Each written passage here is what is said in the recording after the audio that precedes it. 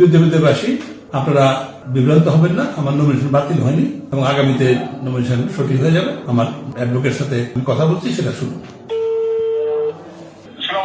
মামুন, ওই যে আমার যে নমিনেশন বাতিল হয় নাই, আমি তোমাকে বলছি, আমার অ্যাডভোকেট এবার ভিডিও করতেছে, তুমি তাকে বলো যে কি হয়েছে ঘটনাটা, বলো। মঞ্জুরুল হাসান মুন্সি সাহেবের কোম্পানি দুইটা ব্যাংকে তার লোন ছিল, সেখানে 16 কোটি টাকা দিয়েছে, রিমেনিং 10 কোটি টাকা দিতে পারে নাই। এটা হচ্ছে প্রিমিয়ার ব্যাংক। আরেকটা হচ্ছে ওনার কোম্পানি, এই কোম্পানির নাম হচ্ছে ম্যাম পাওয়ার, সেখানেও 12 কোটি সামথিং ডিফল্টেড আছে।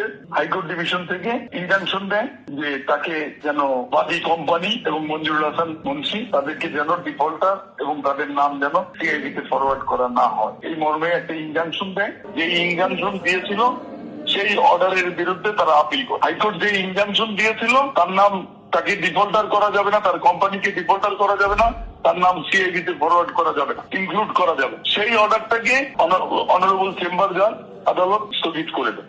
এটাই তো জিনিস, ঠিক আছে না? ওকে, থ্যাংক ইউ মামুন। ওকে ওকে, আসসালামু আলাইকুম। এই শুনানিটা শুনলেন তো আমার অ্যাডভোকেট সাহেবের, শুনানি ফাইনাল শুনানি পর্যন্ত আপনারা অপেক্ষা করেন।